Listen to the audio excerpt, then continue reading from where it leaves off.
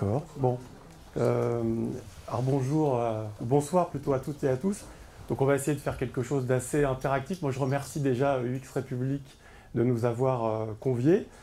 Je viens là vraiment en toute modestie aussi pour partager avec vous des interrogations, parce que ce qu'on doit dire sur le marché de l'IoT, c'est qu'on est quand même, malgré un certain nombre de proof of concept, on n'en est qu'au début. Donc il faut avoir une approche modeste. Les modèles économiques, on en a parlé, ils sont inventés. Les technologies gagnantes, elles n'ont pas encore toutes émergé. Les technologies sont d'ailleurs assez complémentaires plus que concurrentes. Je pense qu'il faut sortir de l'image qu'on a de la concurrence des technologies. Donc moi je suis Alexandre Amiot. Alors vous voyez déjà dans mon nom, pour ceux qui connaissent la psychanalyse et Jacques Lacan, il y a déjà une prédestination pour l'IoT. Mais enfin, cette plaisanterie mise à part, je vais essayer de vous dire quelques mots sur la société pour laquelle je travaille, qui s'appelle Actility, qui a défriché un peu, enfin qui est un des défricheurs parmi d'autres en France de l'IoT. Et puis ça va être assez complémentaire de ce qu'on a raconté avant, parce que moi je vais un peu plus vous parler de connectivité en fait, et aussi de B2B. Alors ça va être complémentaire et parfois peut-être assez troublant, parce que nous, dans le monde B2B, parfois les objets, on ne les voit pas, justement. Donc il y a un peu cette différence avec la réflexion sur l'interface que tu avais. Alors, je vous dis déjà un mot sur Actility. Alors, je dis ça parce que notre valeur ajoutée à Actility, c'est de rendre possible la connexion d'un grand nombre de capteurs dans le monde B2B, que ce soit dans le monde industriel, dans le monde agricole. Et c'est ce que notre technologie permet. Donc on est au cœur d'un écosystème, on ne fabrique pas d'objets, on fabrique un logiciel qui va être un orchestrateur en fait, des flux de données entre les objets, des serveurs applicatifs et puis des utilisateurs finaux, en utilisant des technologies, une technologie qui s'appelle LoRaWAN, dont je vais vous dire un mot, donc ça n'a rien à voir avec la guerre des étoiles, mais ça pourrait être aussi révolutionnaire. Alors, je vous dis un mot sur Actility, parce que c'est toujours intéressant de partir de l'histoire des sociétés. Donc c'est une société française, on est dans le 9e, notre siège social est à côté, et elle a été créée à l'origine dans le domaine de l'énergie, c'est-à-dire qu'en fait on voulait essayer d'améliorer l'efficacité de certains sites énergétiques pour nos clients, et on s'est rendu compte que quand on mettait des capteurs, utiliser les protocoles qui étaient des protocoles existants comme Zigbee, etc., ou utiliser le Wi-Fi, ça posait un certain nombre de problèmes, notamment de gestion des batteries des capteurs qui se vidaient très vite. Donc on a regardé un peu ce qui existait. Il y a une techno qui s'appelait LoRa, qui nous a semblé intéressante. Et du coup, aujourd'hui, on applique cette techno à beaucoup de verticales dans le domaine de l'IoT. Ce n'est pas que l'énergie, c'est aussi ce qu'on appelle la smart city, la smart agriculture, smart building, etc. Enfin, il y a beaucoup de verticales. Donc on est vraiment, nous, un acteur du monde B2B, c'est-à-dire qu'on vend des solutions à des opérateurs télécoms et à des entreprises, on en parlera après. Mais ce qu'il faut donc retenir, c'est que la société, finalement, s'est développée sur un secteur et un sujet, et après on l'a élargi à d'autres champs. Donc on a levé, fait un certain nombre de levées de fonds ces dernières années pour financer notre croissance. Alors je voulais vous montrer, c'est peut-être pas dans le bon ordre, mais bon, je ne l'ai pas là, alors c'est pas grave, je vais vous l'expliquer autrement. Alors en fait voilà, ça c'est assez intéressant. On est rentré dans un segment de l'IoT qui s'appelle le Low Power Wide Area, qui était un segment qui manquait sur le marché. Donc c'est pour ça qu'effectivement on s'est développé, et il y a de la valeur autour de ce segment. En fait, pour connecter des objets entre eux, il y avait, vous l'avez très bien dit, il y a depuis très longtemps des technologies qui existent, qui sont assez filaires. Il y a le KNX, voilà, des technologies comme ça, qui marchaient bien, mais qui étaient assez rustiques, assez, donc je disais, filaires. Il y a des technologies qui sont des technologies que tout le monde connaît, comme effectivement le Wi-Fi. Vous pouvez connecter des objets aussi, puis renvoyer les informations vers des clouds. Mais le Wi-Fi, il y a une portée qui est assez limitée. Hein, si vous voulez vous amuser avec votre réseau Wi-Fi ici collecter de la donnée, gare Saint-Lazare, sur un capteur d'humidité, par exemple, vous avez mis dans le sol, vous aurez un peu de mal. Et ça consomme beaucoup d'énergie. On le voit tous quand on a notre téléphone qui est sur Wi-Fi, ça consomme effectivement beaucoup de batterie. Et puis, il y a les technologies cellulaires. Alors, c'est vrai que le cellulaire, il y a des cartes SIM, hein, donc vous pouvez aussi vous dire, je suis un agriculteur, j'ai envie de mesurer le taux d'humidité de l'ensemble de mon exploitation agricole, donc je vais mettre des capteurs. Puis à chaque capteur, je vais associer une carte SIM qui va envoyer l'information via 3G, 4G. Alors ça peut vite vous coûter quand même très cher. Et en plus, ça peut poser des problèmes de batterie. Parce que l'agriculteur n'a pas forcément envie de tirer des fils derrière chaque capteur pour aller les alimenter en énergie. Donc en fait, il y a naturellement une espèce de segment qui est low power, donc qui en fait sollicite beaucoup moins les batteries des objets en fait, qui émettent l'information, qui collectent la donnée, et qui est wide area, parce que c'est une technologie bien sûr radio, et qui permet de répandre en fait, les ondes en fait, dans des zones rurales jusqu'à 10, 15, 20 km, à partir du moment où vous mettez une antenne sur un point haut, et en ville, quand il y a une densité urbaine, c'est 1 km, 1 km et demi. Donc en fait, c'est intéressant parce que ça répond à des cas d'usage. C'est-à-dire que les clients B2B, ils ne viennent pas vous voir pour dire « je rêve d'objets connectés, etc. » Eux, ils ont des problématiques industrielles. Et c'est ça qui tire un marché, hein, à la fin de la journée, des problématiques. Donc je reprends l'exemple de l'agriculteur, mais je peux prendre effectivement l'exemple, par exemple, enfin, l'exemple de la société qui ramasse des ordures ménagères et qui, en fait, perd beaucoup de temps dans ses tournées de collecte parce que elle envoie ses collecteurs ramasser des ordures, des bennes qui ne sont pas remplies. Voilà. Donc ça paraît tout bête, mais donc si on met des petits capteurs pour pouvoir indiquer si effectivement la benne est remplie ou pas, on peut optimiser la gestion des tournées. Donc on sollicite moins les hommes, on gagne effectivement, on fait moins de kilomètres, donc on économise du carburant. Donc monsieur Veolia, monsieur Suez Environnement, ces technologies les intéressent et en plus on n'a pas besoin de brancher un câble électrique sur la poubelle parce qu'on met un capteur et le capteur peut rester 2-3 ans. Il n'a pas besoin d'émettre des données toutes les minutes pour savoir où en est la poubelle. Ça peut être effectivement une donnée journalière et quotidienne. Donc j'insiste là-dessus parce que en fait, les technologies, c'est super, mais enfin, qu'est-ce qu'on en fait à la fin de la journée? Et la plupart de nos clients ne rentrent pas dans le détail de la technologie, eux, ils ont un besoin. Donc en fait, ça répond à un certain nombre de sujets. Donc, sans rentrer dans le détail, alors je me contredis moi-même de la technologie, pour vous parler trop techno, mais en fait, voilà le schéma vraiment classique. Donc il y a des capteurs, donc j'ai dit un capteur dans une poubelle, un capteur qui peut être dans un champ, qui peut être dans un container, dont on va essayer de suivre effectivement le déplacement à travers le monde. Il y a des signaux qui vont être émis, pas besoin d'en émettre toutes les secondes ou toutes les minutes, ça peut être une fois par jour. Des antennes vont permettre de capter cette information. Nous, on a en fait ce qu'on appelle un core network, qui est effectivement un cœur réseau qui va la récupérer, la sécuriser et après la renvoyer vers le fameux cloud dont on parlait, donc les clouds de nos clients, ou sur des plateformes IoT. Vous avez peut-être entendu parler de Microsoft Azure IoT, enfin tout le monde a sa plateforme IoT. General Electric a Predix IoT, etc. Voilà. Où là-dessus, on peut mettre de l'intelligence artificielle, des choses comme ça. Mais c'est intéressant. Donc nous, en fait, on fabrique le logiciel ici, qui est au milieu, là, qui est l'orchestrateur, qui permet, en fait, du coup, aussi de gérer un déploiement massif. C'est-à-dire qu'on peut déployer, donc là, on est en train, par exemple, au Japon, de déployer à peu près 30 000 à 40 000 capteurs pour permettre au gouvernement japonais de faire quelque chose de simple, c'est qu'en cas de tremblement de terre, être capable de mesurer la qualité des tuyaux de gaz à beaucoup d'endroits du pays et de couper le gaz à distance. Couper le gaz à distance même s'il n'y a plus d'électricité, puisque je vous ai dit que justement notre techno, elle permet aux batteries de vivre à peu près 3-4 ans.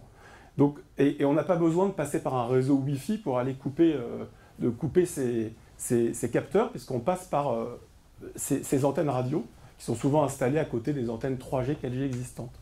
Donc voilà, donc c'est quelque chose de très intéressant et ça permet de gérer effectivement des déploiements massifs et on voit bien les enjeux énergétiques, c'est-à-dire que si on veut s'amuser à mettre 20 000, 30 000 capteurs et qu'on doit à chaque fois les recharger en énergie parce qu'on a des sites qui ne sont pas forcément alimentés, ça devient compliqué. Alors, le modèle en fait qui soutient cette techno, donc rappelez-vous, il y a low power, wide area, ça c'est le segment de marché, vous vous souvenez la petite brique là. Aujourd'hui, il y a deux grandes technos qui émergent. Il y a une techno qui est portée par Sigfox, qui est en fait je ne dis pas un concurrent, c'est un partenaire, parce qu'eux, ils ont choisi un modèle économique, c'est d'être un opérateur de réseau. Donc, ils déploient un réseau dans le monde entier. Donc, il faut beaucoup d'argent, parce qu'il faut, dans chaque pays, déployer un réseau. Voilà. Nous, on est plus ce qu'on appelle un enabler, c'est qu'on a effectivement notre outil, notre logiciel, et on le met à disposition de gens qui veulent construire des réseaux, voilà, qui peuvent comme ça en opérer. Donc, nous, on est plus dans une alliance sur une techno qui est assez ouverte, qui s'appelle LoRa, et qui est soutenue par une alliance technologique qu'on a contribué à créer, qui croît très rapidement, parce que je crois que c'est aujourd'hui l'alliance techno qui a la plus forte croissance dans le monde. Et en fait, on agrège tout un tas d'opérateurs, d'éditeurs de plateformes, d'éditeurs logiciels, de fabricants de capteurs. Et l'idée, évidemment, c'est de faire de ce standard de LoRa une norme mondiale. C'est-à-dire que, notre rêve un peu, c'est de nous dire, comme sur le téléphone, il y a la 3G, la 4G, demain, finalement, IoT, dans le monde, on raisonnera LoRaWAN. Donc, il y a aujourd'hui énormément de réseaux qui se mettent en place, et nous, on est un des acteurs qui contribuons à les mettre en place. Voilà. Donc, je ne sais pas si à ce stade, vous avez des questions. C'est j'ai peut-être dit beaucoup de choses, un peu confus, allez-y. Il faut aussi que vous expliquiez que par rapport à votre matrice de départ, là où vous avez... je reviens dessus, ça c'est plus illustratif. Voilà. Il manque quand même une dimension, c'est la vitesse de transmission des informations. Oui, alors c'est vrai, vous avez raison. Oui. Il faut comparer les choses. Oui, non, vous avez tout à fait raison. En fait, on est sur des très bas débits, en fait. Hein. On ne fait pas passer sur ces technologies, la vidéo, etc. Mais c'est pour ça, d'ailleurs, c'est très juste ce que vous venez de dire, ça correspond à des cas d'usage qui sont, je reviens sur l'histoire des poubelles, je pourrais donner des tas d'autres exemples, on n'a pas besoin de faire passer effectivement de la donnée toutes les secondes, toutes les minutes, etc. On peut faire parler l'objet quand on veut, en fait. On peut dire à l'objet, tu ne parles qu'une fois par jour, on t'écoute, que l'antenne ne t'écoute qu'à certains moments. Voilà. Mais donc c'est vrai que faut mieux le rappeler parce qu'on ne fait pas passer de vidéos, de choses comme ça. Ça ne correspond pas à ces cas d'usage, en fait. Alors, donc là, je vous ai présenté un peu Activity, on va essayer d'être interactif. Je vous ai montré donc notre positionnement de valeur chez Activity. Et puis, alors, je me suis dit comment... l'UX, parce qu'on est quand même là pour parler de user experience, qu'est-ce que c'est l'user experience au service de ces technos, où est-ce que ça peut intervenir? Alors, je vais vous montrer un masque africain, alors pour deux raisons. La première raison, c'est parce que je reviens d'Afrique, et j'étais en fait à un sommet à Kigali, des chefs d'État africains, et j'ai animé des ateliers IoT, des bootcamps avec les étudiants africains, les développeurs africains. Et j'ai été frappé de voir, effectivement, il y a un énorme intérêt pour l'IoT, et surtout, il y a une volonté de tout de suite commencer à faire des projets. Pas d'attendre qu'il y ait un réseau global d'objets connectés, etc., mais de commencer sur un cas concret, etc., à inventer un objet, à le connecter, à faire une application pour récupérer la donnée, et ça va très vite. Et puis je me suis rappelé, je ne suis pas du tout spécialiste de la culture africaine, mais qu'il y avait quand même dans la culture africaine l'animisme, et l'animisme, c'est l'instinct de vie qui est donné au corps, et c'est l'instinct de vie qui est donné aux objets. Donc je me suis dit en fait que l'Afrique avait sans doute inventé l'IoT, et qu'elle était aussi l'avenir de l'IoT. Voilà, donc je voulais partager ça avec vous. Alors, la difficulté, je reviens à l'exemple africain, qu'on a aujourd'hui dans l'expérience utilisateur IoT, c'est qu'il faut marier le software et le hardware. Donc, tu l'as dit là tout à l'heure, on pense UX sur l'interface, sur le laptop, sur le smartphone, etc. Mais là, on a en plus du soft, une dimension hard. Donc d'ailleurs, c'est pour ça qu'on voit aujourd'hui se redévelopper des Fab Labs, où on voit à la fois des développeurs qui sont des développeurs plus spécialisés d'API, développeurs web, etc., qui bossent avec des électroniciens. Donc on revoit, c'est intéressant, l'école 42, que vous connaissez sans doute, a réouvert un laboratoire d'électronique, en fait. Donc voilà, on remet en fait au cœur du software le hardware, on marie tout ça, et c'est d'ailleurs un sujet qui n'est pas forcément facile à faire. Donc dans l'expérience utilisateur, pour développer l'IoT, etc., il y a effectivement l'idée de pouvoir permettre aux gens qui ne connaissent pas encore le sujet ou qui veulent rentrer et commencer à construire leur objet, de leur permettre de toucher la technologie. Et donc, on développe beaucoup, et on discute de ça avec UX République, des dev kits, qui sont des moyens, mais pas que pour les gens qui sont experts en électronique, de très vite, à travers quelques cartes, des capteurs, se construire un objet connecté et réfléchir pour prototyper très rapidement une petite application. Et il ne leur reste plus que on the top à construire une web application pour pouvoir interagir avec cet objet physique. Donc ça, c'est intéressant dans l'expérience utilisateur. C'est que si on veut aussi que l'expérience utilisateur, l'UX, peut justement permettre au marché de l'IoT de se propager plus rapidement, d'évangéliser aussi beaucoup plus facilement, pas simplement les développeurs qui sont déjà acquis à cette cause ou qui sont très early adopters, mais également un public un peu plus large en fait. Voilà. Aujourd'hui, par exemple, dans notre capitale est rentré un fonds d'une famille qui s'appelle la famille Muliez, qui a Leroy Merlin, etc. Et en fait, ils sont rentrés pas pour financer, enfin, il y a une stratégie financière, mais il y a une stratégie aussi de synergie avec Leroy Merlin pour pouvoir effectivement être beaucoup plus dans des ateliers de fabrication d'objets avec les clients dans les magasins, pour que les magasins deviennent des lieux d'expérience en fait. Donc pour ça, il faut que nous on soit capable d'avoir une technologie qui se comprend facilement et qui puisse être prise en main facilement et qui puisse être appréhendée, parce que sinon ça reste beaucoup trop théorique en fait. C'est vrai que si vous entrez sur notre plateforme, vous pouvez le faire parce qu'on a un site développeur, vous allez voir des API, etc. Mais si vous n'avez pas d'objet avec lequel dialoguer, vous allez avoir une expérience utilisateur un peu frustrante. Donc en fait, le dev kit, c'est quelque chose de très intéressant et c'est au cœur aussi de l'expérience utilisateur pour pouvoir appréhender la techno, la comprendre, etc., évangéliser. Voilà. Alors, c'est pas ça que je voulais vous montrer, ça je vais vous en parler après. On a prononcé un mot tout à l'heure, enfin tu l'as écrit, tu as parlé d'écosystème. Donc c'est vrai que c'est un mot qui est un peu, qui est un mot très fort, ça vient de l'écologie, etc. C'est un mot qui peut sembler un peu tarte à la crème, mais c'est très important parce que, en fait, comprendre quels sont les acteurs, donc tu parlais des personas, de l'écosystème, les mettre en relation, etc., c'est une manière de créer beaucoup de valeur.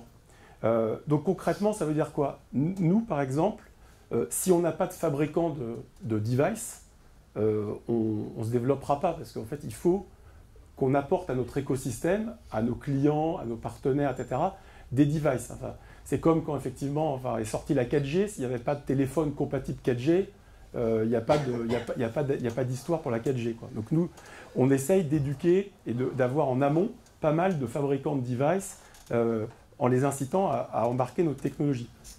Et puis, l'écosystème, c'est aussi effectivement des utilisateurs qu'il faut mettre au cœur de l'ensemble de nos réflexions, de nos expériences.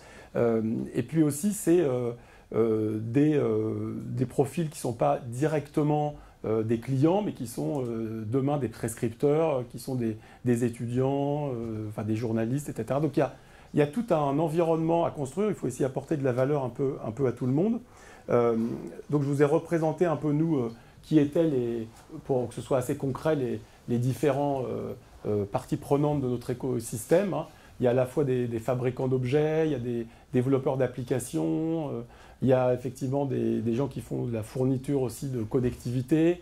On pourrait aussi ajouter d'autres parties prenantes, comme notamment aujourd'hui les institutions, les villes, hein, qui investissent beaucoup d'énergie et qui croient beaucoup dans l'avenir de ces objets connectés. Donc la notion d'écosystème, c'est quelque chose de très intéressant. Et un écosystème, c'est comme dans la nature, hein. S'il n'y a pas assez d'espèces, en fait, il involue et il est menacé, il est potentiellement menacé. Et il faut que chacun puisse trouver où se nourrir sans qu'il y en ait un qui mange tous les autres. En fait. Voilà. Donc on est vraiment dans cette cette construction d'un rapport de force créatif entre les différents acteurs. Alors on utilise beaucoup aussi pour imaginer comment les utilisateurs naviguent dans cet écosystème des outils comme effectivement la user journey. Donc c'est vrai que ça on essaye de regarder notamment effectivement comment entre nos différents sites, puisqu'on a un site corporate, un site pour les fabricants de devices, une place de marché aussi où on peut vendre des objets connectés plutôt en B2B, on essaye de voir un peu quels sont les parcours de chacun, etc., en faisant des cartographies, parce que nous, on a besoin aussi d'une représentation de tout ça, puis on a besoin de la partager avec d'autres. Voilà. Et puis, en fait, ce que je me suis aussi dit en travaillant là-dessus, c'est qu'on est sur l'UX, donc la User Experience, mais aussi sur la DX, alors qu'est la Developer Experience. Donc l'idée, c'est aussi de pouvoir exprimer toutes ces technologies qui sont quand même des technologies qui viennent aussi beaucoup du monde des télécoms. Parce qu'il faut aussi, enfin c'est intéressant, vous avez peut-être vu l'un des fondateurs de Activity, c'est quelqu'un qui a créé en France la voix sur IP. Première société, enfin c'est pas lui qui a créé la voix sur IP, mais première société qui a gagné de l'argent en vendant de la voix sur IP. Et il y a une culture très télécom, mais qui n'est pas forcément une culture très digitale. C'est-à-dire que dans les télécoms, on fabrique des plateformes pour gérer 60 millions d'abonnés Orange. Donc c'est vrai que ce sont des plateformes souvent qui sont... on n'a pas le droit à l'erreur. Donc l'idée du test and learn, c'est pas une idée. C'est comme chez Airbus. Le test and learn chez Airbus, quand vous lancez un avion, faut quand même mieux éviter. Donc on a face à nous des développeurs qui sont des gens hyper bons, qui font encore des cahiers de spécifications qui nous rendent un peu dingues quand on est dans l'UX, dans ces méthodes agiles. Mais en même temps, c'est pas pour ça qu'ils doivent abandonner leur culture, c'est pas pour ça qu'ils doivent pas non plus la rendre accessible et rendre justement leur manière de travail un peu plus agile, un peu plus flexible. Donc effectivement, l'idée, c'est de pouvoir développer beaucoup les API, les exposer à travers des outils. Alors, il y a des développeurs comme Swagger, etc., qui sont des outils qui permettent de rendre les API, la documentation, beaucoup plus accessible, et puis surtout d'interagir aussi en direct sur les API en faisant des requêtes. Voilà. Donc, User Experience, DX, Developer Experience. Donc, en fait, ce que je voulais vous passer comme message, au-delà de la présentation d'Activity, vous expliquer un peu notre positionnement dans la chaîne de valeur IoT, c'est qu'il y a aujourd'hui un marché qui n'est pas un marché gadget, parce que c'est vrai qu'en B2C, il y a eu beaucoup, vous le disiez tout à l'heure, je ne sais pas si c'est en B2C, mon patron m'a demandé d'appliquer, de faire un objet connecté. Et vous avez cité après l'intelligence artificielle, j'ai rebondi sur la blockchain. Bon, il y a beaucoup de concepts qu'on pense être nouveaux, mais qui existent depuis assez longtemps. Donc, faut éduquer les gens sur ces concepts. Et puis, il faut se dire qu'aujourd'hui, le marché IoT en B2B, c'est pas un marché de gadgets, c'est qu'il y a aujourd'hui vraiment des clients, et c'est une croissance à 2-3 chiffres. Et c'est une croissance qui est mondiale. Donc en fait, on a aussi une carte à jouer en tant que société française, parce qu'en France, il y a une très forte culture aussi télécom. Et je vous l'ai montré, l'IoT, c'est pas très loin. En fait, un device, c'est un téléphone en fait, qu'on fait, et on envoie de l'information de manière sécurisée via des antennes vers des serveurs. En fait. Donc c'est vraiment la même logique. Donc on a, je pense, une carte à jouer pour pouvoir en fait, bénéficier de cette croissance mondiale. Les freins qui peuvent exister, c'est les freins qu'on voit aujourd'hui partout aussi, qui sont effectivement les sujets de sécurité. Bon, un réseau IoT, ce n'est pas un réseau inviolable, c'est comme effectivement... voilà, souvent d'ailleurs, c'est plus des problématiques humaines que des problématiques techniques. Et puis après aussi, la capacité à industrialiser. Parce que justement, on parle de l'UX, donc c'est bien de faire du test and learn, c'est bien de faire des POC. Je reviens sur l'exemple d'Airbus un peu provocateur. Un avion, on ne fait pas du test and learn. Si on veut à un moment déployer sur effectivement un large territoire plein de capteurs, je prends l'exemple du Japon et des tremblements de terre, il faut que le jour où il y a un tremblement de terre et que le Premier ministre japonais appuie sur le bouton pour fermer toutes les vannes de gaz du pays, que ça fonctionne, quoi. Et donc voilà, c'est pour ça que l'UX c'est très important, mais je pense que ça doit aussi se marier avec des cultures existantes qui sont des cultures techniques très ancrées, etc. Et qui existent aussi et qu'on maîtrise depuis longtemps. Voilà ce que je voulais vous dire. J'espère que je n'ai pas parlé trop longtemps, je n'ai pas été trop confus. Mais